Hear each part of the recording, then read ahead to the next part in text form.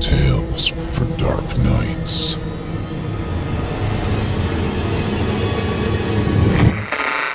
Want to make sure you never miss a Chilling Tales for Dark Nights video again? Be sure to subscribe and hit that bell to turn on notifications. Good evening, listener. You're listening to Chilling Tales for Dark Nights. On tonight's program, we invite you to leave behind your safe reality and descend with us into the frightening depths of the most terrifying imaginations, with audio adaptations of 2 rounds of frightening fiction about terrified towns and possessing paintings. Also, both of tonight's tales are Chilling Tales exclusives, meaning you won't have heard them anywhere else. I'm your host, Jason Hill, host of the Horror Hill podcast, standing in for our friend Steve Taylor, and tonight I'll be your guide as we traverse the dimly lit corridors of your darkest dreams. Joining us tonight to help bring to life the frightening fiction of Josh Morelli and Trevor Brindley are voice talents Jonathan West and Eric Peabody. Now, get your ticket ready. Take your seat in our theater of the minds and brace yourself. It's time to turn off the lights and turn on the dark.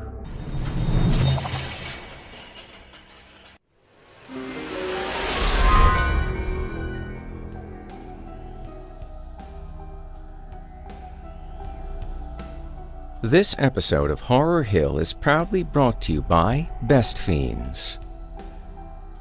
What's your game? You play games, right? I play games. Everybody play games. Games are great. What's yours? Do you like ping pong, shuffleboard, bowling, baseball, football, hockey, basketball, cricket, snooker? Fine games all. Exceedingly fine. But let me ask you this. Can you play any of those games at work?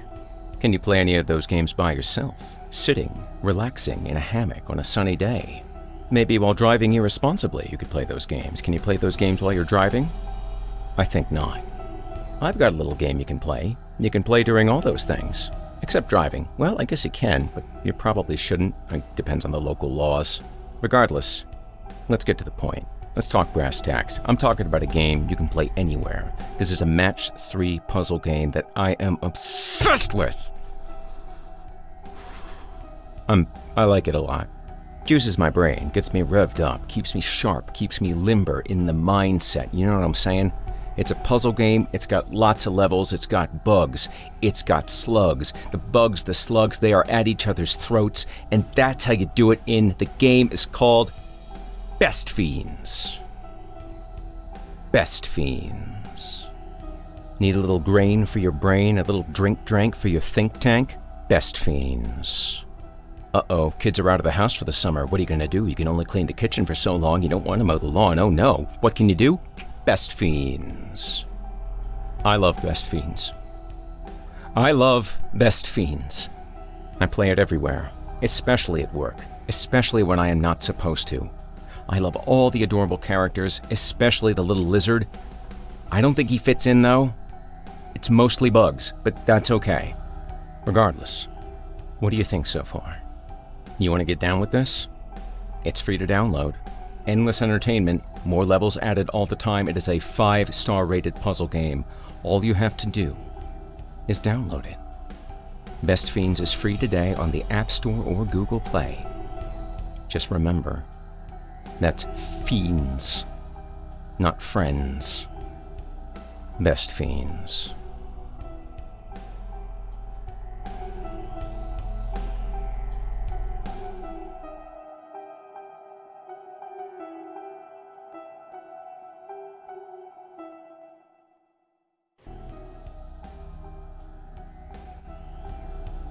This episode of Chilling Tales for Dark Nights is proudly brought to you by Wondery's podcast, This Is Actually Happening. Let me ask you something.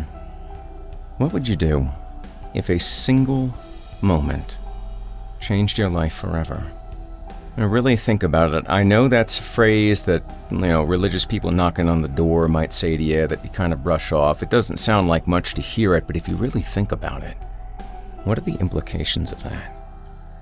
Just one single event, and everything you thought was so stable got turned upside down. This is Actually Happening is a weekly podcast from Wondery that features extraordinary true stories of moments that changed absolutely everything for ordinary people. These gripping, riveting accounts are told in first person, so you can experience it through the eyes of those who lived it. One story that particularly caught my attention was that of a woman in Maui who went searching for a healer, but instead endured a truly harrowing ordeal as she went missing for 17 days in a rainforest. I'm not gonna lie, it made me consider hard the things that are important to me in my life. How I take them for granted. Oh, maybe I shouldn't. Most of us have had powerful moments in our lives that have given us the feeling of, well, nothing will ever be the same after this. And that's what this podcast is. This Is Actually Happening explores these moments head-on, with immersive, gripping stories that will have you on the edge of your seat waiting to hear what will happen next. You can listen to the latest episode of This Is Actually Happening on Apple Podcasts, Amazon Music, or you can listen ad-free by joining Wondery Plus in the Wondery app. Wondery. Feel the story. Thank you for your support of this program and of the sponsors that make it possible.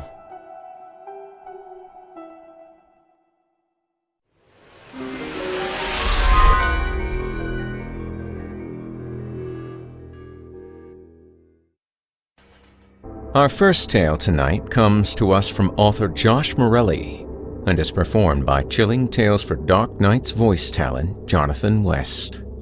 In it, we will travel to a world bordered by a fog that no one can traverse and witness the cruel consequences that happen when someone finally does.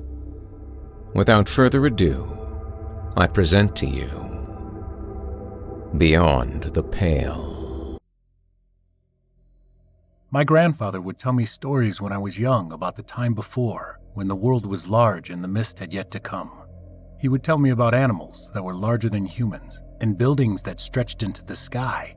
There were so many people in his stories that you could travel your whole life without ever seeing the same face twice. I loved his stories, and I would always be sad when they ended, because our world is nothing like the one my grandfather spoke of. Our world is small, and you will see every face here many, many times. I remember that my grandfather argued with people a lot. If someone thanked the keepers for protecting us, he would invariably get annoyed. When the council started to say, "We are the last of our kind," I recall that he even got in trouble for trying to debate them. But Granddad had always found an issue with what the council preached. When I was young, he and my father would get into fights pretty often, and he would shout at my dad to open his eyes. Granddad had an unhealthy dislike for the council. He called them a cult of the mist and said they weren't created to enforce their own laws and religious doctrine. When he'd rant about their worship of the mist, he would tell me never to forget one thing. You build a fence to keep your livestock safe from things trying to get in, but you also build it to stop them from getting out. I love my grandfather, and I remember every lesson he taught me. I don't know why the mist exists, but what I do know is that they've been there since I was born, and they will be here long after I have died. They enshroud the boundaries of our world, and for a good reason. It is forbidden to traverse them. I made the mistake once of breaking that taboo when I was young. A vague memory of stepping over the threshold is all I recall, and then nothing but darkness. I've been told I was found in the early hours of the morning quietly sitting on the ground, staring at the fog. Ever since that night, sleep rarely comes easy to me, and when it does come, I have terrible dreams. Visions of beautiful things devoured, of a writhing black mass born of rotting flesh. Nightmares always end with the image of a world consumed by a towering maw of endless teeth. For 13 years, I've awoken almost every night in a cold sweat. I lay there breathing hard and terrified that one day I might have to venture back there, into the mist.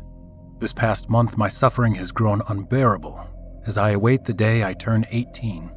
because this place has a tradition, one that has been kept for as long as anyone can remember. Each year we host a festival where every able-bodied person over the age of 18 must enter their name into a special box. At the end of the day, one of the councilmen will choose randomly from it and then announce the name of the year's festival winner. That person will then get the privilege of becoming the season's Mistwalker. The next day there's a parade with the chosen at the front. They will be dressed in the ceremonial garb and wearing the Mistwalker's blindfold. Thousands of us are led to a spot where our land borders the fog. Once there, a speech will be given about the origins of the festival. Then the winner is told what they must do after crossing over. Finally, a council member will speak on the keepers and whisper words meant only for the ears of the chosen. A shiver ran down my spine when the date was announced this year, because it was decided the festival would take place the day after my birthday. When my father came home on the day of the announcement and whispered to my mother in our kitchen, she started quietly sobbing. He held her close and kissed her on the forehead. They stayed that way for some time before telling me, but they hadn't needed to. I knew why she cried. This year, I would be eligible for the box. On the day in question, it was as if all eyes were suddenly fixed upon me. Ever since the day I returned from the mist, most of my neighbors saw me as an anomaly. I had no friends, and those forced to deal with me would only do so out of necessity. As I wrote the words, Sebastian Veros, on the tiny piece of paper and placed it in the box, it was as if the outcome was already decided. When the end of the day came, and it was announced that I would be the year's chosen, a silent sigh of relief was felt throughout the crowd. As my name was broadcast loud over the throngs of people, I felt all the years between that night from my childhood and now just disappear. The fear was revitalized, fresh as the day it happened, and my stomach remained firmly lodged within my throat for the rest of the festivities. I could see one of the councilmen stepping down from the stage to congratulate me, but I turned and ran through the crowd of staring faces, desperate to get home. The sounds of people calling to me echo in my head as I tear through the fields and the back roads. When I finally see my house in sight, I cannot even reach the front door before retching. 10 years worth of horrible, fragmented dreams, visions of cruel terrors, and teeth come pouring out of me as I fall to the ground. My parents follow me home and arrive shortly after I get there. They find me pale and shaking and rush to embrace me. After a few moments, my father speaks. "They cannot force you, son. To hell with tradition. Everyone knows what happened. They couldn't blame you for refusing." Next, my mother's soft voice rises to challenge him. Of course they know. That's exactly why they've chosen him. No one here cares. What matters is that he scares them, and they want him gone. My father releases me and steps a few feet back, beginning to pace. "Fine, we'll hide him then. In the cellar. We'll say he's run off." My mother kisses me before turning to face him. Don't be stupid, David. Whatever we do, one way or another, they'll find him. My father stops pacing, delirious desperation in his voice. "Fine, then I'll go in his place. All I want is a body, so I'll give him one." At this, my father opens the front door and I catch a fleeting look of determination on his face before he storms out. My mother chases after him, shouting from the doorway, David, wait! But it's no use. His mind's made up, and he quickly disappears down the street. She slowly closes the door, a look of exhaustion in her eyes. I can see the indecision as if it were written on her face, but she doesn't hesitate when walking back to hug me. Don't worry, Sebastian. We'll figure something out. It's going to be okay. I try and take heart from the sentiment, but it is obvious she is finding it hard to believe. The rest of the evening passes quietly, though sleep consistently evades me. Even deep into the night, my father has still not returned. My mother's footsteps keep me company as she paces the hallways for hours. It is only when the early light of dawn begins to show that I forfeit any attempts at sleep. I get dressed and proceed to the kitchen. My mother now sits at the table with a half-empty cup of coffee. She smiles as I enter and starts to greet me, but before she can utter a word, we are interrupted by noise out front. A knock sounds at the door, and before I can answer it, my mother is on her feet. She presses her finger to her lips and motions for me to step inside the closet beneath the stairs. I do as she asks, quietly latch the door, and listen. I hear her as she opens the front door and begins to greet whoever is there, but her words are cut short, interrupted by a familiar voice. "Charlie Ipswich, One of the town councilmen is a tall, angular man with a receding hairline and a sharp jaw. Since the day I was found by the fog looking too much like my grandfather, Charlie has hated me. His voice is loud, obviously meant to be heard by more than just my mother. I believe this is yours. The words come as something is painfully thrown to the ground, followed by a grunt and my mother's shriek. She cries, "David!" as I hear my father coughing and spluttering on the floor. Then the cold voice of the councilman speaks again. What kind of insanity brings one to try and bribe a councilman? To argue with the process is tantamount to blasphemy. It's designed to be fair and unbiased, and it's above any negotiating from stubborn fools who refuse to accept honest results. My dad's voice comes roaring back in protest. Unbiased my ass. You goddamn cockroaches railroaded him the second it was possible. You've hated him for years, you son of a bitch. At this, I hear a loud thump, followed by another grunt from my father, and my mother yelling, "Stop it!" This is followed by the irritated voice of Charlie, again, shouting above my parents. Your son has been a nuisance since the day he broke the rules, which, I remind you, were planted with good reason by our forefathers. I have been kind in my treatment of him, but I am also not alone in noticing the fear he incites in people. He is turning out to be very much the spitting image of his grandfather. Now, tell him to come out so we can be done with this nonsense. He is going to meet the keepers, for goodness sake. That is a thing to be excited for. There is silence after this, followed by a sigh before he speaks again. All right, you've done this to yourselves, making everything so difficult. I hear a struggle, and then a whimper escapes my mother's lips before she starts to sob. Next comes the annoyed voice of the councilman. Sebastian, you have a decision to make now. You can either come with us, and I'll release your father, or you can continue to hide and make this process a little more painful. I hear my father breathing hard as the scraping sound of metal glides against his throat. My mother's screams become deafening as she repeatedly shouts for Charlie to release him, but I hardly hear her now as I listen to the councilman's words. I know what I must do. I inhale a deep breath before slowly pushing open the door and walking towards them with my hands raised. I can now see that behind Charlie stand several other men, their faces all jeering and full of sickening looks. They grab me as Charlie releases my father, kicking him to the ground. I remain silent as they aggressively drag me back with them, though I hear the councilman make one last pronouncement as we leave. Thank you for your hospitality, and don't worry about Sebastian. You will see him again soon. Before I'm shoved into an enormous box, the last thing I see is my mother tending to my injured father. They both turn to look at me with tears in their eyes as the lid shuts. We travel for some time, long enough for my eyes to have adjusted to the darkness inside the box. At some point, we stop, and after a few minutes, the lid is removed, and the dying light of dusk blinds me. Once the sharpness has dulled a bit, I can see we have arrived at a large compound. They lead me to the back and shuffle me inside. Once the door is closed, I am locked in a cell and shackled to the wall. My clothing is soon stripped from me, and I am forced into a solid white ceremonial gown. Not long after, Charlie returns with some of the other councilmen in tow.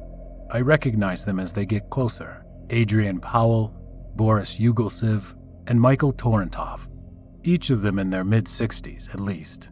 They've all been councilmen for decades. Charlie is the newest of their ilk, and also the youngest. They greet me, standing behind bars to my cell, and Adrian is the first to speak. Hello, son. I apologize for this. It is common practice for the chosen to be treated lavishly the night before their journey, but Charlie has made a rather compelling case for the likelihood of your attempted escape. Therefore, we felt this was necessary. Councilman Yugelsev is next, speaking slower as he seems to question my captivity. The cell, I understand, but are the shackles truly needed? He is, after all, our guest until the ceremony, yes? Charlie wastes no time skillfully directing the conversation. I appreciate your concerns, Boris, but Sebastian has already proven himself to be difficult, and I do not doubt that he would take any opportunity presented to flee. In all honesty, these precautions are entirely his own doing. I would have liked nothing more than to see him entertained and hosted with a fine feast. Unfortunately, it seems our young friend cannot shake the role of a troublemaker.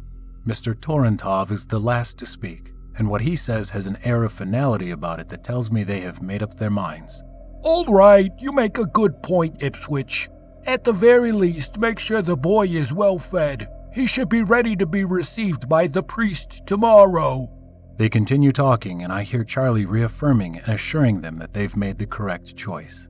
Slowly, the voices weaken and disappear down the hall, and I am left to my thoughts in the silence of the night.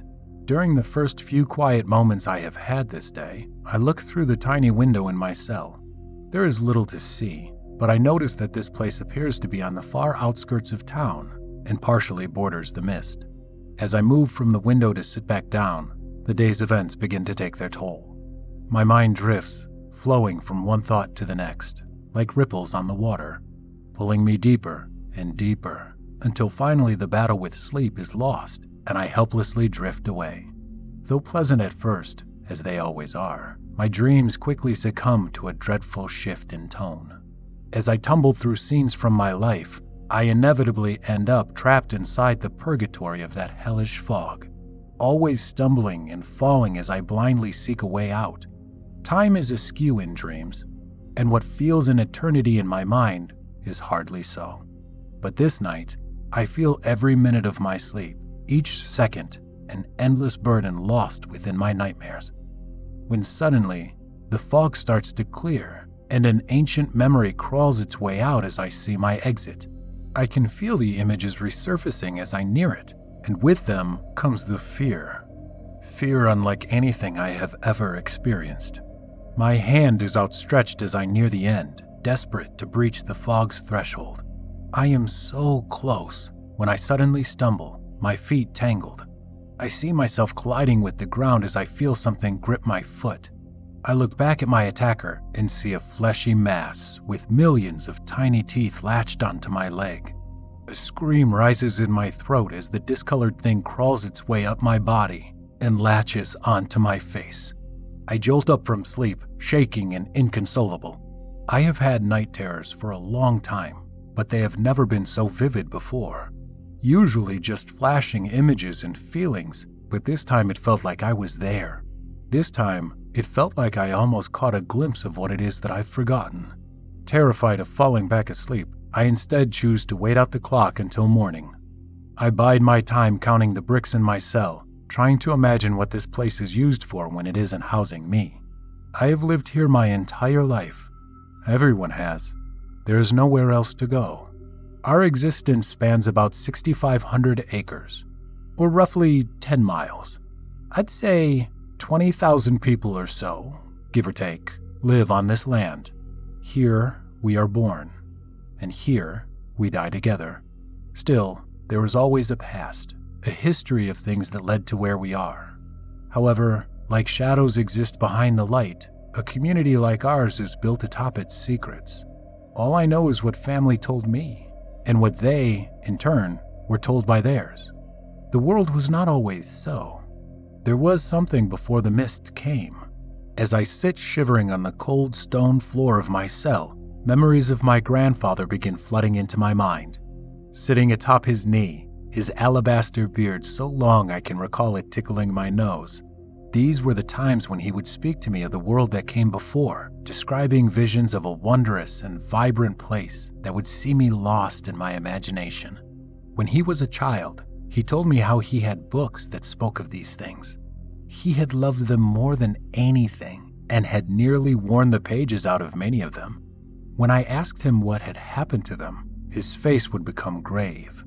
I remember him telling me that they had all been burned, a decision made by every adult in the community, including his own parents. They would never honestly explain their actions that day to him, and this was something I don't believe he ever truly forgave them for. Some nights when I was older, and he was in a certain kind of mood, he would speak his mind on what he thought their reasons might have been.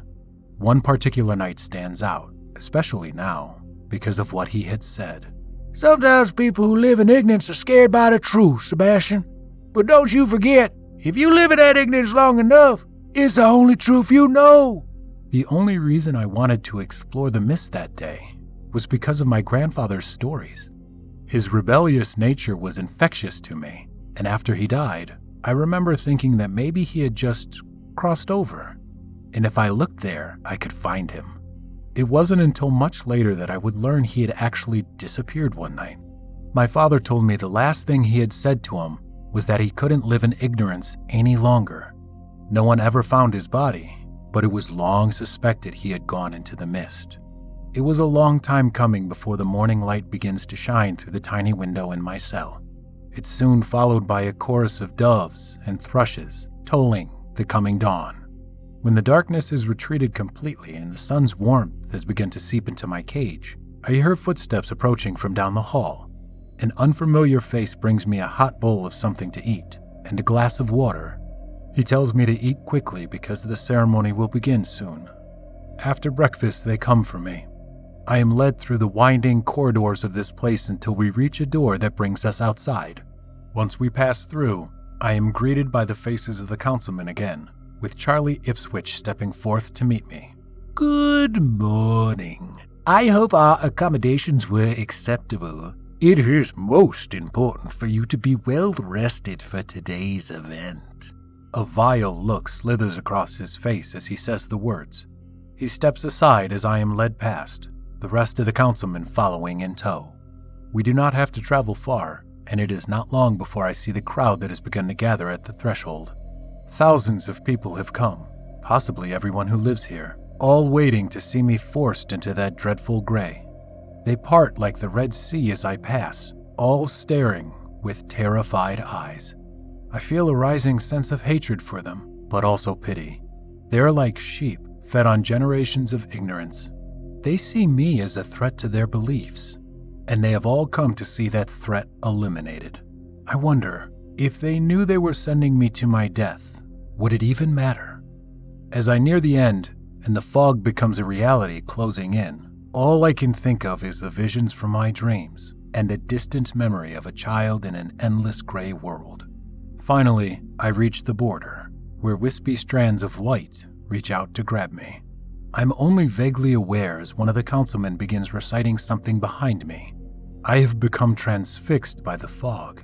I can almost hear it, as if those small strands of white were singing to me. Suddenly, the spell is broken, as I am jolted back into the present by the sound of my father's voice. He is pushing through the crowds as he calls out, interrupting the councilman's speech. I can see him frantically shoving and forcing his way to the front. When he finally breaks through and is close enough to be heard, he points at Charlie. This is all bullshit and you know it. You just want to be rid of my son. At this, the councilmen all look flustered and confused, except for Charlie. His face contorts into a look of contempt as he speaks. Your son is an insult to everyone who lives here, a troublemaker just like his grandfather. He is exactly where he is supposed to be. My father turns to the councilman, reaches into his coat pocket, and removes a handful of something. He throws them on the ground at their feet, hundreds of tiny folded pieces of paper with my name on them. Do you know where I found those? In a box poorly hidden in the office of Councilman Ipswich. When I was there last night, I spotted them pleading with him to let me take my son's place today. I don't think much imagination is needed to know what they were for, is it, Charlie? I can see the look of anger spread across the man's face as he slowly steps down from the podium and approaches my father. What exactly is it you're accusing me of, Mr. Verose? They are now inches apart, their eyes locked. My father raises his hand and pushes the leftover pieces of paper into Charlie's chest. Well, I think you know. He then brushes past him and looks into my eyes. Come on, son, we're going home. As I reach for my father's outstretched hand, a deafening noise rings out from behind him. There is a high-pitched buzz in my ears, but through it, I can still hear the muffled gasp from the crowd. A moment passes between my father and me. He stands in front of me with a look of surprised shock on his face. It seems to last an eternity, and then his eyes drift down to where a large red spot is forming on his shirt. He tries to take another step toward me but falters, loses his balance, and stumbles forward. My father is dead before he even lands in my arms. Above us stands the councilman, gun outstretched and plumes of smoke rising from the barrel. Another scream echoes through the frenzied crowd, and I recognize the sound of my mother's voice. Chaos reigns now, and no one stops her as she charges through and attacks him. She hits him with something heavy, shaking him from his frozen stupor and knocking aside the pistol in his hand. He defends himself for a moment as the other councilmen flee from around them. I gently lay my father's body on the ground while his eyes stare up at a cloudless sky. As I feel his still warm flesh for the last time, a kind of clarity washes over me, and I suddenly know what I must do. The scuffle nearby has drawn close when I notice a metallic glint on the dirt beside my father. As Charlie raises his fist to strike, I cock the hammer back on his sidearm. Standing off to his side, he catches me out of the corner of his eye, and he stops. His face is a tepid mixture of emotions, all swirling around at once. My voice strangely calm, I say, "Let her go," and step back. He almost looks like he won't comply, the hate boiling over into insanity, but he does as I say. His hands above his head, he steps backward, now only feet from the border of the mist. My mother looks at me, and then her gaze drifts behind me to the body of my father. "Sebastian, is he?" I look at her with a gentle smile and say, "I love you, Mom. Please go see to Dad." She nods, with a look of exhausted acceptance, as if she already knows what comes next. I see Charlie take a few steps toward me as he starts to speak again. How do you expect this to play out, son? Are you really going to kill a councilman? I don't think that would do well for your family's name at all, do you? Oh, I'm sorry about your father, But to interfere with the ceremony is a crime. you know that? Hell, everyone knows that. He keeps talking while he walks toward me, a little closer with every step, until I raise the gun again. He stops, hesitates, and looks into my eyes.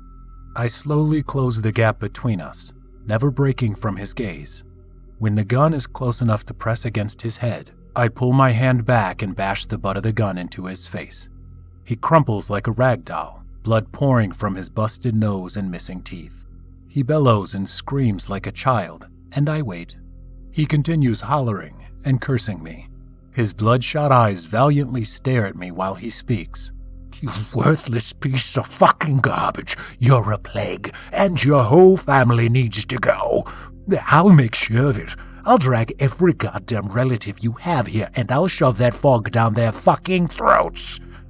I let him rant for a moment before I signal for him to stand with the top of the pistol. He does so slowly while holding his nose with one hand. He continues cursing me while I walk him backward toward the threshold. He suddenly has a moment of clarity when he sees it and stops, turning to me with his eyes wide. Now it is my turn to speak. You worked so hard to get me here, Councilman, because you wanted me gone. Well, now you'll get your wish. Let's go, Charlie. His eyes grow wide as he looks deep into that white unknown before turning back to me. He grabs at my robe and pleads with me. Hold on now, Sebastian, the rules. Only one can go, and it can't be both of us. The keepers will be angry, please. Please don't do this. Just follow tradition. Accept that you've been chosen. I look down into his pitiable expression and kick him off me before aiming the gun at him again. Ignorance has become your truth, Councilman, but it will not become mine. When he shakes his head and refuses to move, I fire a round into the dirt beside him. Tears now stream down his face as he gets to his feet. I walk up behind him and place the gun into his back as I speak again. Move, Councilman. As we cross the threshold, I briefly turn back. I can see my mother holding my father's body as tears stream down her face. She looks up for a moment, and our eyes meet. A lifetime worth of words could not compare to the unspoken bond we share in that instant. Then she is gone, and it is only the two of us in that eternal white void. There are no sounds or noises here, with the sole exception being the quiet sobs from my passenger. We travel in silence as I try to navigate. Even though he is barely 2 feet in front of me, I can hardly see him. I can't even see the ground beneath me, and there are no obstacles in the mist. It truly feels as if we have ascended into a different world entirely. Nothing exists here. There are no birds or animals, trees or shrubs. There is only a vacuum, an eternal gray nothing through which we traverse. When his sobs eventually subside into shallow breathing, the absence of sound becomes almost painful. My mind wanders as we head deeper, thinking about my mother's fate. Were my actions cruel in leaving her alone with my father? Would it have been worse had I stayed? The community is in tatters now, and nothing is certain anymore. I cannot know what lies ahead, but the farther we go, I find myself regretting what I've left behind. Suddenly, he stops in front of me, turning around to face me and speak. We've been walking for ages, Sebastian. Neither of us have blindfolds, and only you wear the robes. This doesn't seem right. I mean, you must feel it too. I believe the keepers are testing us. They want us to turn back? To do this the right way. I flick the end of the gun and motion for him to continue, but he keeps talking. This is madness. I won't go against the wishes of the keepers, and I refuse, damn it. You're going to get us both killed for this blasphemy. I sigh before reluctantly responding. Charlie, you have 2 choices now. You can keep walking, or you can be shot. Either one is fine with me, but decide quickly and stop whining. He looks at me for a moment with pleading eyes, and then stares at the ground and quietly responds. I will not be a party to your insanity. I will make this right. I'll drag you back with my bare hands if I have to.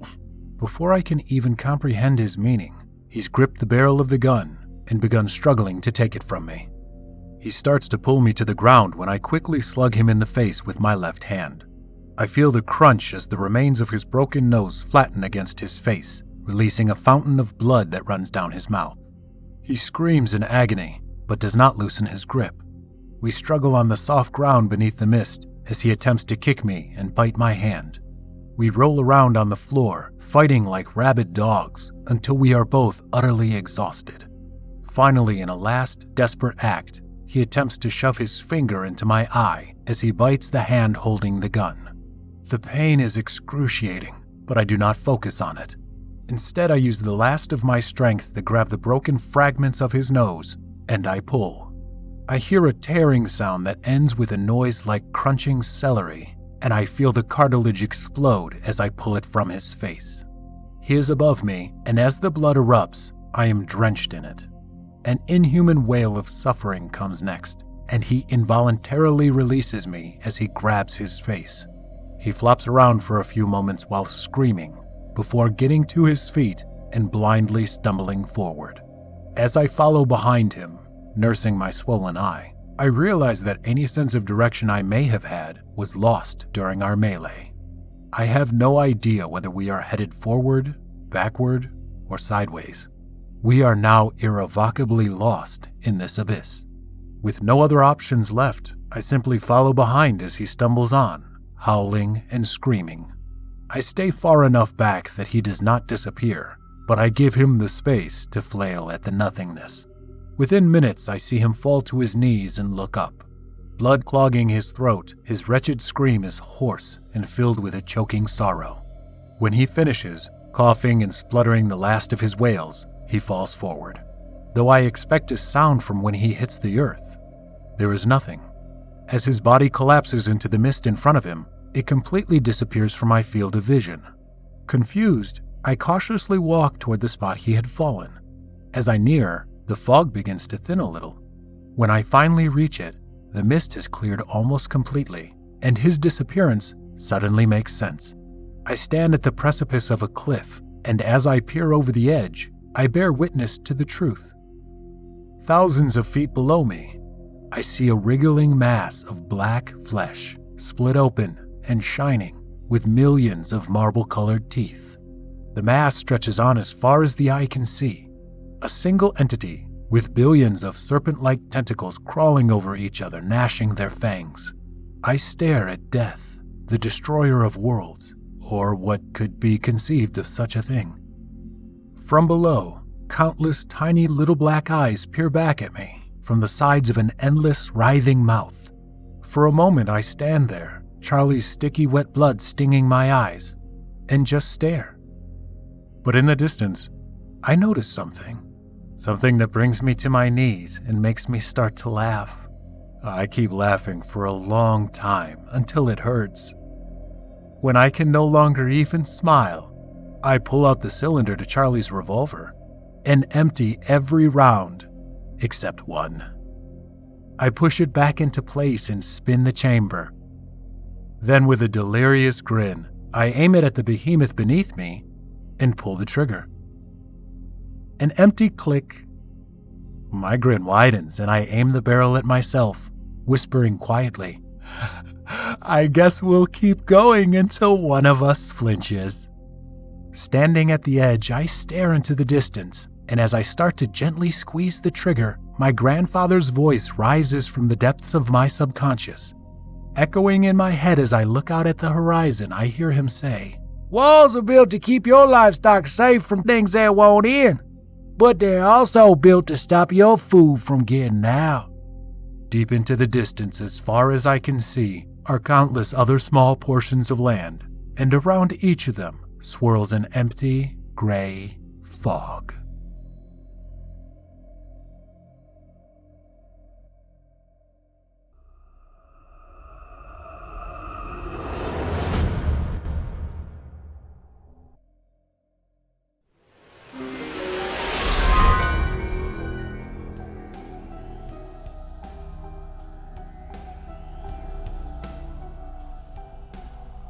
This episode of Chilling Tales for Dark Nights is proudly brought to you by BetterHelp.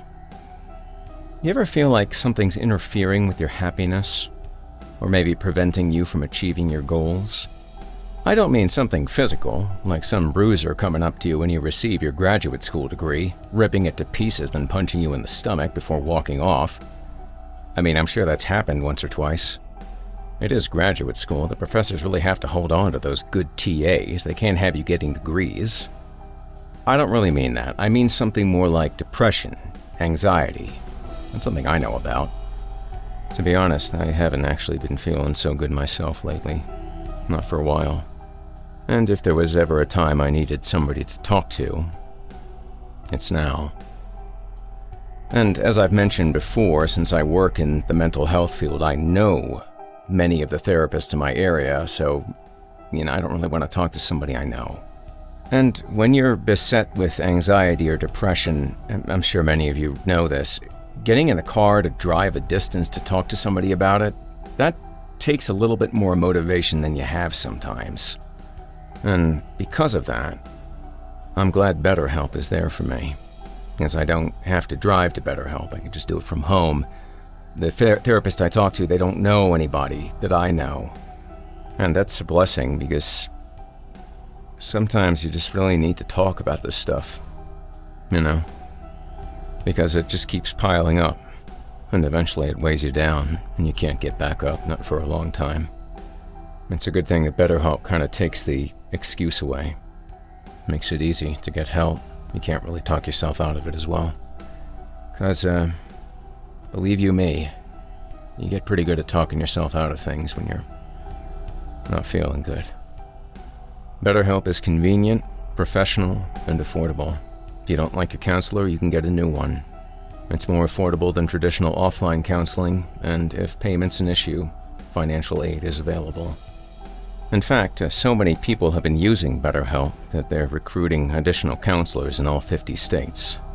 That's a good thing, because Lord knows this country needs them right now. Don't wait on your mental health. Seriously. I mean it. I want you to start living a happier life. I know they tell me to say that, but that doesn't make it untrue. As a listener, you'll get 10% off your first month by visiting betterhelp.com/chilling. Join over 1 million people taking charge of their mental health. Again, that's BetterHelp, HELP.com/chilling.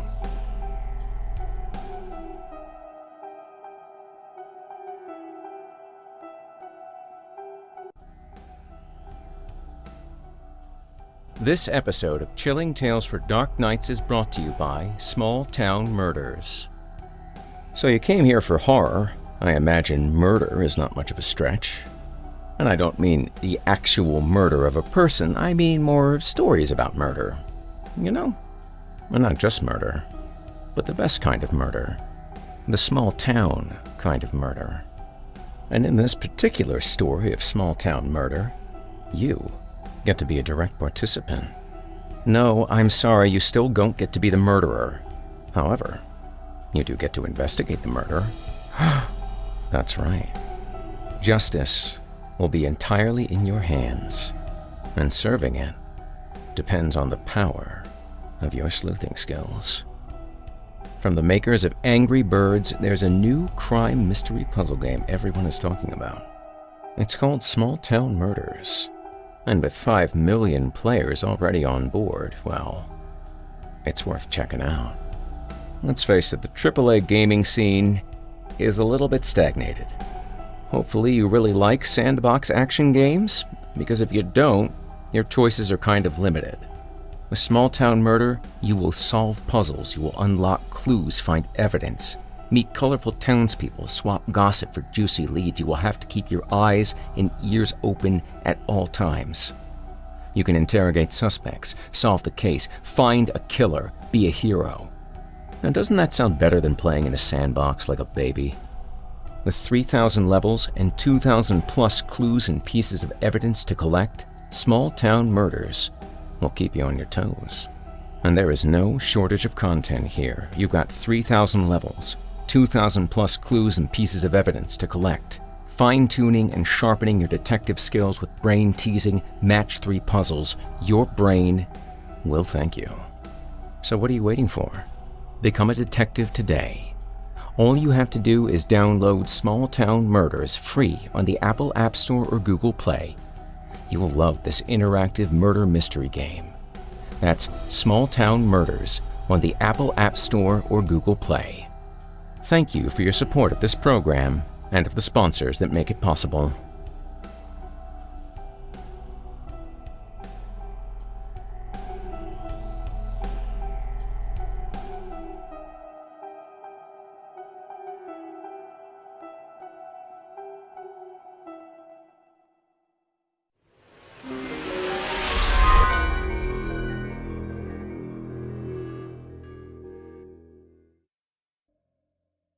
I hope you enjoyed Beyond the Pale, as written by Josh Morelli and performed by Chilling Tales for Dark Nights voice talent Jonathan West. To find more of author Josh Morelli, visit simplyscarypodcast.com/Morelli, spelled Morelli, and you'll be redirected to his author profile on creepypastastories.com. Jonathan West is a voice, stage, and screen actor, writer, and host, as well as the winner of Chilling Tales for Dark Nights Evil Idol 2017 voice acting competition. You can find more of his work right here on the Chilling Tales for Dark Nights podcast. Up next, we've got a second sinister story for you, as written by Trevor Brindley and performed by Eric Peabody. In it, we'll be introduced to a man who purchases a portrait of a monster, only to find that he's unwittingly brought the monster to life by giving it his attention. Now, without further ado, I present to you the self-portrait of Rancorous Ruck. It hasn't even been a day since I first laid eyes upon it. I was dropping my girlfriend off for her last in-person yoga class before everything went back on lockdown for the winter, when a portrait hanging in the display window of a shop across the street unexpectedly caught my attention. It was an 18 by 24-inch expressionist painting of a black humanoid creature with poorly defined edges and features like it was bleeding into the shadows around it. It was tall, gaunt, and hunched, dressed in a tattered hood and mantle that vaguely resembled a set of wings. It lacked all facial features save for a pair of misty white eyes, the only part of its body that wasn't black. It held a lumpy sack in one hand, and in the other, it plucked up a child between two of its long, Dr. Seuss-esque fingers. The child was bruised and bloodied, and undeniably terrified for its life, but no motive could be inferred from the stance of its tormentor. The whole scene was reminiscent of Saturn devouring his children, only with Saturn reimagined as some sort of Lovecraftian boogeyman. My interest sufficiently piqued, I decided to go inside for a closer look.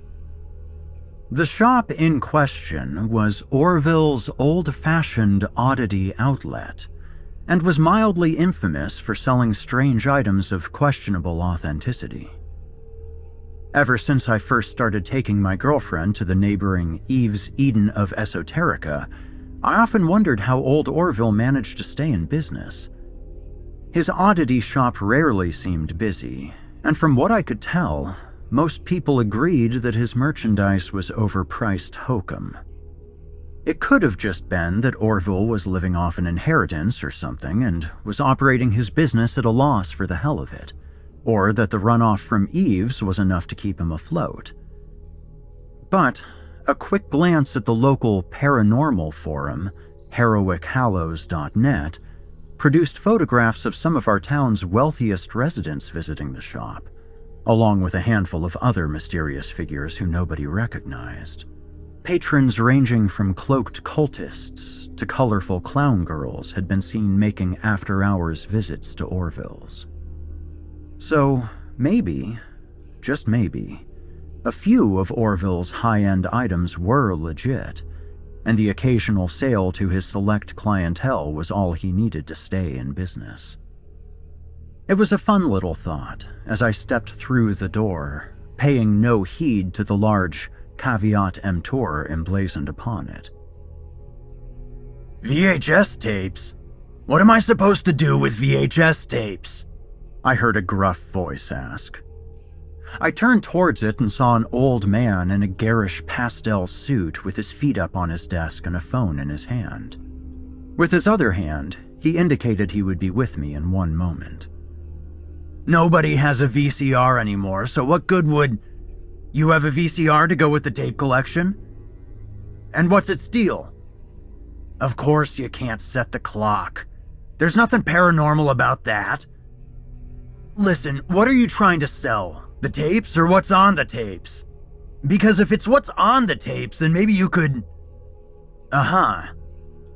Well, I'll never be able to move them as a general item if I have to convince people to buy an obsolete VCR to go with them.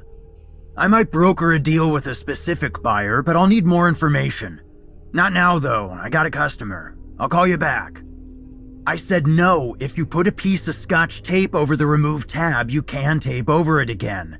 If there's tape residue, they could have been taped over, but it could just be from an old label. How would I know? Yeah, you figure that out. I gotta go. Bye. He hung up the receiver on the cradle of a bronze and mahogany rotary phone before folding his fingers and giving me his full attention. Honestly, the things some of these jerks try to unload on me, he said with a roll of his eyes. Anywho, can I help you find anything, young man? Yeah, actually. I was wondering about that painting in the window, I replied, pointing to the display behind me. Oh, you mean the self-portrait of Rancorous Ruck? The old man flashed me a devious smile before donning an iridescent tragedy mask with a surgical mask fixed to the inside. Self-portrait? I asked skeptically. Absolutely, he said, rising from his seat and leading me towards the painting. Cryptids and monsters are notoriously difficult to get decent photographs of, and that was a bit of a problem for old Rancor here. He can't exist in the real world unless he already exists in the mind of a suitable host, let's say. He's sustained by thoughts about him, and uses his host's innate mental energy to manifest a physical form for himself. This presents a bit of a catch-22 since he needs people to know about him to exist, but existing is kind of a prerequisite for people to know about you. What's a damned thought form to do? If you're a thought-based murder monster with an artistic streak like Rancorous Ruck here, you leave a self-portrait behind as a calling card. That way, even after your host is pushing up daisies, another one is bound to come along sooner or later and end up getting you stuck in their head. He took the portrait down from the easel and allowed me to get a better look at it, taking care not to look at it himself. The first thing I noticed was that the lumps of the sack were much more clearly hands or feet or faces pushing against it from the inside. The bottom of the sack was wet and dripping with dark fluid, presumably blood, and the background showed many small sets of footprints running rapidly in all directions. Finally, in the corner, I could make out the signature of the artist in the same stark white as the creature's eyes. Rancorous Ruck, Self-Portrait, September 1947. So, you're claiming that the creature in the portrait is the artist, and it leaves these paintings behind as a way to infect other victims? I asked incredulously. That's right. And anyone with a lick of sense or concern for their fellow human beings burns them, so they're very rare, Orville replied. I know what you're thinking. Why in the world would anyone pay $1,300 for a cursed painting? $1,300? Before taxes and various fees and surcharges, yes. The reason is that since your thoughts sustain old Rancor, you're able to exert some control over how he manifests. The more you study this portrait, the more of Rancorous you take into yourself, and, if you're strong enough, the more of him you can bend to your will. Potentially very useful, or life-saving, if he decides to come after you. Which he probably will, since you've taken such an interest in his handiwork. Good luck getting him out of your head now. Seriously though, your best bet is to buy the painting and study every square inch of it until your eyes are bloodshot, put in some eye drops, and keep studying. I was more than a little confused by Orville's sales pitch of buy this possessed painting in the hopes of inoculating yourself against the demon first. I didn't really believe him, but I did find the story mildly entertaining. As for the painting itself, I genuinely liked it. It was delightfully macabre, and I was curious about why the artist would have titled it a self-portrait. I could tell that it was an actual painting and not a print, so even though I would have liked some actual provenance on the piece, $1,300 wasn't an outrageous asking price for a decent work by an unknown artist. As much as I hate myself for it, I ended up buying the damn thing, which came to almost $1,600 with all of Orville's taxes, fees, and surcharges. He wrapped it up very carefully, still taking the greatest of care not to look at it himself, and helped me Tetris it into the trunk of my car. I didn't want my girlfriend to see it, not because I was afraid of the curse, but because I was scared of her cursing me out. Fortunately, when she came out of Eve's, she put her bags in the back seat instead of the trunk. I didn't really plan for what I would have said if she had opened the trunk, but I got lucky. That was a fight we could save for another day. Once I had taken her home and gotten back to my apartment, for some reason, I took Orville's advice and carefully inspected the painting before hanging it up. It didn't make any sense, though, since there wasn't really anything to study. Rancorous Ruck was just a shadow person, and there didn't seem much more I could learn just by looking at him. If I squinted, I thought that maybe I could make out the outline of a belt, ragged sleeves, or the tattered hem of his hood, but that was it. I stared into the empty void of his face, thinking that if there was any hidden detail, that was where I'd find it. But no matter how hard I looked, I couldn't see anything other than those two white eyes.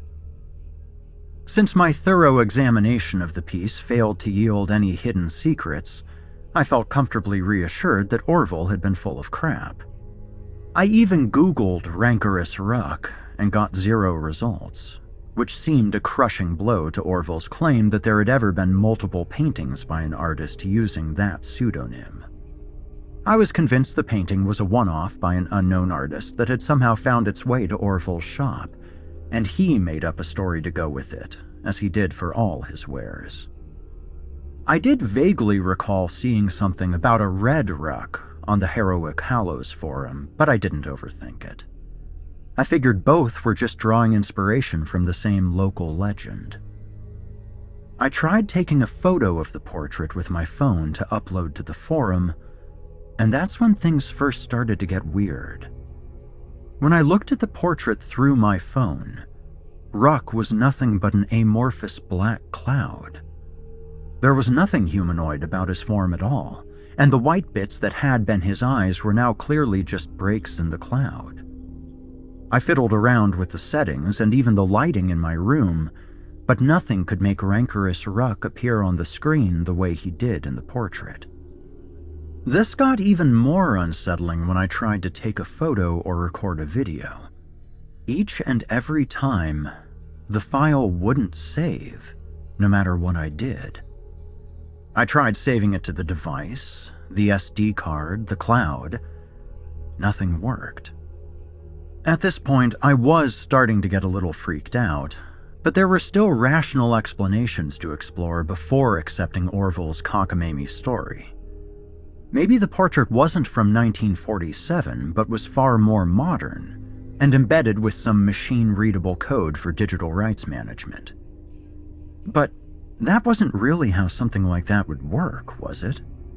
I would get a notification telling me I didn't have the rights to share the image. It wouldn't just inexplicably be unable to save files, and it certainly wouldn't automatically censor it the way it was doing. Could it have been for a joke or marketing scheme then? But that still would have required getting the software onto my phone somehow. Maybe my phone was infected with malware, and it was just a coincidence that the first thing I tried to take a photo of was this creepy painting. That was pretty much all I could think of, aside from the obvious theories about losing my marbles. Frustrated, I tossed my phone aside and leaned in to examine the portrait once again, to see if I could find anything that might explain the incongruity between what I was seeing and what the camera on my phone saw. I found myself staring into Ruck's eyes. The eyes that my phone said were nothing more than empty spaces in a shapeless black form. But they were too deliberately placed and shaped to be anything but eyes, and they had been painted a very distinct white to contrast with the darkness around them, making their presence undeniable. I could even make out the faint outline of pupils and irises, though I hadn't noticed them before. In fact, now that I was really looking at them, I could see that they even had corneas, each of which held the reflection of a vague, ghostly figure. It was astonishing how much detail had gone into eyes that would only be noticed up close. By then, I was really starting to wish that my girlfriend had discovered the painting. At least I'd have a rational excuse to take it back to Orville's. Not that he would have taken it back. He was very clear that the only thing about his shop that wasn't real was his return policy. I tried to convince myself that I was being silly. The whole reason I bought the painting was because it was creepy, and if I had spent as much money on my phone as I had on it, maybe it would be able to take a decent picture of it. Sighing in defeat, I resigned myself to living with the portrait for at least one night. If it were still a problem in the light of day, I'd try to pawn it off on some gallery or museum for a tax deduction. Sleep, unsurprisingly, eluded me that night. Have you heard of the Tetris effect? It's when you have residual imagery of something you are focused on, either in the dark or in your peripheral vision. Well, as I laid in the dark that night, I could see Rancorous Ruck. At first, it was just his eyes floating in the darkness, his body as amorphous as it had been on my phone. But gradually, he started to take shape. His head, his hood, and his mantle, then his limbs, his torso, and finally his sack all slowly emerged as distinct from the surrounding darkness, and I could see him as clearly as if I was looking at his portrait. The child, however, did not appear, leaving Ruck with a free hand. He held up his long fingers to his face to examine them, and I thought nothing of it, dismissing it as more hypnagogic imagery. Then, he lowered his hands and looked towards me, and a smile made of nothing more than a bright white line broke out across his face. He set his sack on the ground and began noisily rummaging through it, and as I drifted off to sleep, I remember thinking that it was very odd that a residual image on my retina should be able to make any noise at all. It was still night when I awoke again, still dark, but I could immediately tell something was wrong. My bedroom door was open when I knew I had closed it, and the light was leaking in through the crack when I knew I had turned all the lights off. Panicking, I bolted out of bed and dashed into the living room, ready to confront any intruders with only my bare fists. My machismo vanished pretty quickly when I saw what was waiting for me in that room. In the sepia light of candles that I didn't own, I saw the hunched figure of Rancorous Ruck, working ardently at another self-portrait. His back was turned to me, and thus the painting was facing my direction. He had drawn himself emerging out of an inky black patch of mold on an old brick wall, wrapping his hand around the mouth of his victim while brandishing a knife in the other. Even though his victim's face was mostly covered by his hand, there wasn't the slightest doubt in my mind that it was supposed to be me. He turned around to face me then, his face nothing more than 2 white dots and a smile against an impenetrable black void. He held up his brush, heavy with paint that he carelessly let drip to my floor, and moved slightly to the side so that I could get a better view of his artwork. "I don't think I got your eyes quite right, boy," he mocked in a raspy voice. "Hope you can live with that." I didn't respond. Hell, I barely heard him, my heart was pounding so hard. My veins flooded with adrenaline, but I couldn't will my limbs to move. I was practically catatonic, sweating and shivering as I just stared wide-eyed at the monster painting in my living room. Ruck just snickered in contempt, turning his attention back to his painting, adding a few finishing touches. Only then, when his back was turned and I thought I actually had a chance, did I run. I ran to my apartment door and threw it open, only to see old Rancor casually standing in the doorframe, blocking my path. "Hello," he smirked, with an exaggerated wave of his long, mangy fingers. "Yes, Dr. Seuss-esque is what you called them if I'm not mistaken. A colorful description, I must admit, even if it's not exactly what I was going for." I slammed the door shut, but it just went right through him, and he had somehow moved up slightly so that I had just shut him into the apartment with me. I had 2 choices then: to fight him head on or try to reach the fire escape. For absolutely nothing remotely resembling a rational motive, I tried to throttle him and tackle him to the ground. Before I could even make contact, though, he slipped behind me with ethereal ease and leapt upon my back, putting me into a chokehold and muffling my screams with his hand. I frantically tried to buck him off, slamming up against the wall and rolling upon the floor, but he clung to me with a dauntless and uncanny tenacity. It didn't take long for me to exhaust my oxygen supply like that, and I quickly lost consciousness. I wasn't dead, though. Not yet.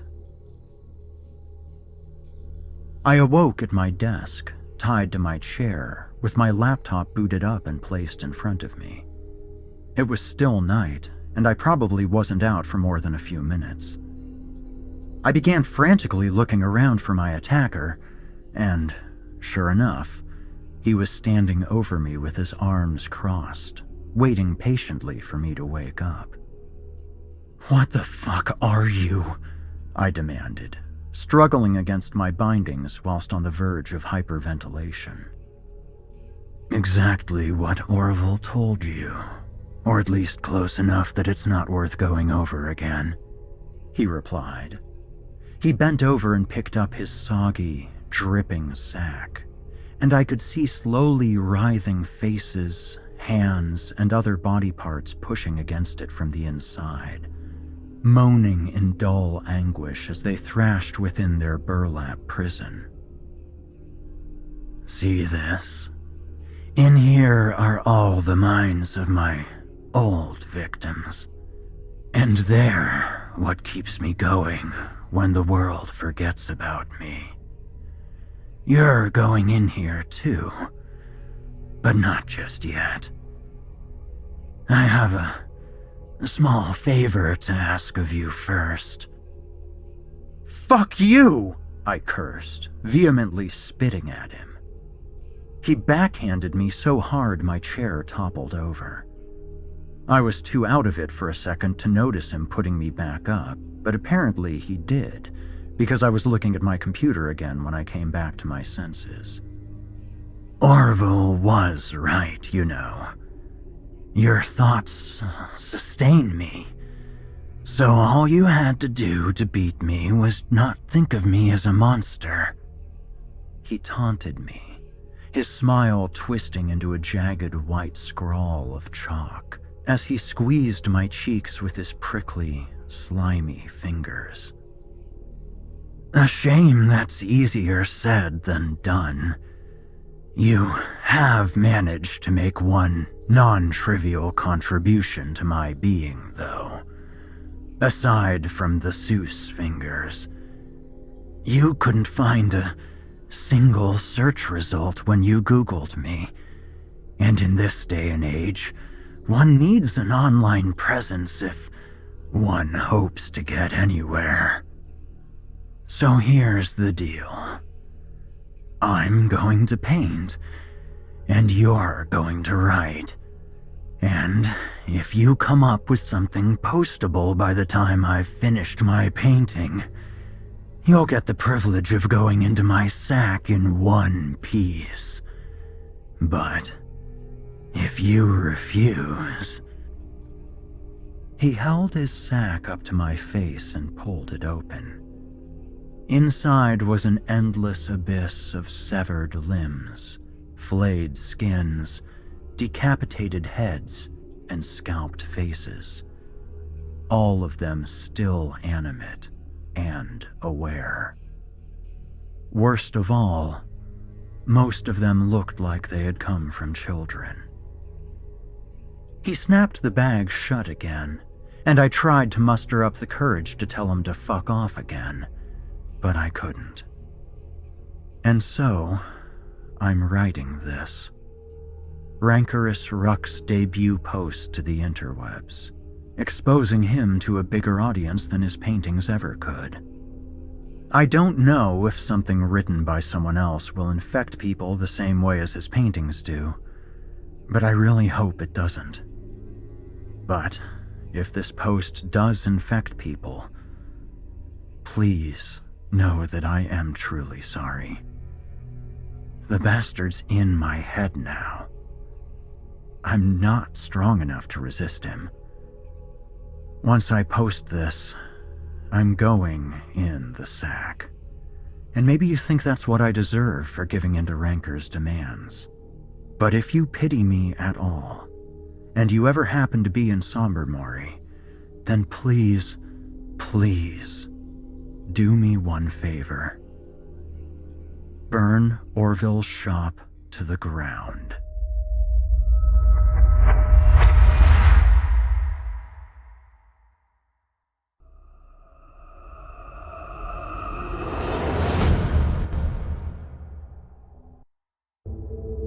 I hope you enjoyed the self-portrait of Rancorous Ruck, as written by Trevor Brindley and voiced by Evil Idol finalist Eric Peabody. If you enjoyed Mr. Peabody's performance, you can hear more of him on the Chilling Tales for Dark Nights YouTube channel, where he holds the second-place championship title for 2019's Evil Idol competition. You'll also find more of his work on his website at www.vikingguitar.com. That's VIKINGGUITAR. Just so you know. To find more of author Trevor Brindley, visit simplyscarypodcast.com/Brindley, spelled BRINDLEY, and you'll be redirected to his author profile on creepypastastories.com, as well as his Amazon page. By clicking his Amazon link on that profile, a small portion of your purchase goes to us here at Chilling Tales for Dark Nights, where we're proud Amazon affiliates to help make this show possible. And if you do decide to check out Trevor's work on Amazon, you won't want to miss his fantastic novel, Mem Cries. Mem Cries tells the story of the extraordinary midlife crisis experienced by an average guy, just like you and me. He awakes one day to find himself divorced from his wife, estranged from his new girlfriend, prematurely removed from his career, and totally confused as to what to do next. 3 years later, he enjoyed an adventure holiday in the southern hemisphere that eventually took him to Thailand, wherein, and please forgive me my pronunciation, I did try to look it up, Ao Nang Grabi, he met two beguiling characters called Mem and Ice. On December 26, 2004, whilst enjoying family festivities at home in England, he witnessed the disturbing television reports of the devastating tsunami that struck the region he had such fond memories of. Fate and destiny play their parts in the tale of his quest to track down Mem and Ice, and a search to find an alternative and more meaningful form of existence. So don't delay. Visit simplyscarypodcast.com/Brindley.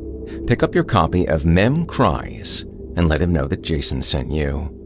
It would mean a lot to us.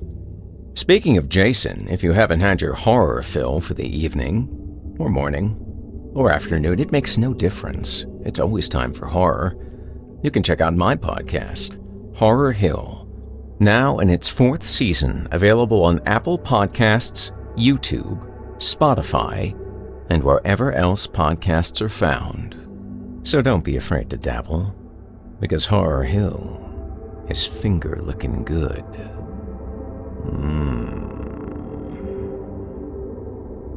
Now, our weekly descent into the depths has just come to a close.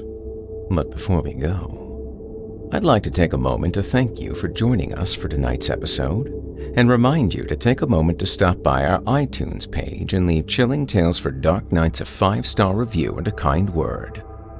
Oh, and do follow us on Facebook, Twitter, and Instagram, if you haven't already. And of course, subscribe to us on YouTube, where you can find an archive of our work going back to 2012.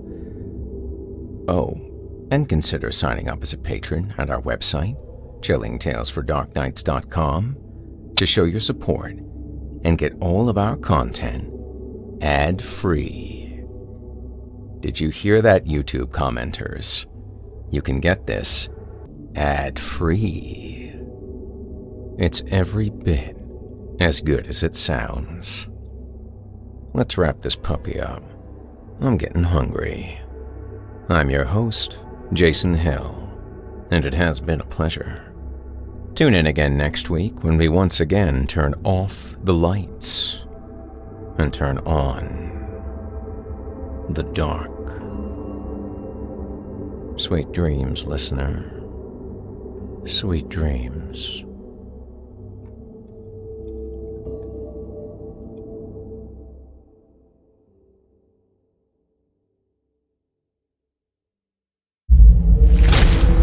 Chilling Tales for Dark